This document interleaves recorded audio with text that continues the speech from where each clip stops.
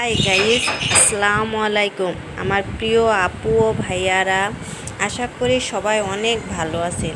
নতুন আর একটা ভিডিও নিয়ে চলে আসলাম আপনাদের মাঝে। বাস্তব কিছু কথা, জীবন একটি সাইকেল চালানোর মতো, যেতে না চাইলেও অবশ্যই আপনাকে চলতে হবে। এই পৃথিবীতে কিছু মানুষ আছে যাদের ভালোবাসা শুধু স্বপ্নেই ধরা দেয়, বাস্তবে না। আমার ভিডিওটা যদি আপনাদের কাছে ভালো লেগে থাকে তাহলে ভালোবেসে পাশে থাকবেন। আমিও সবার পাশে আছি ইনশাল্লাহ।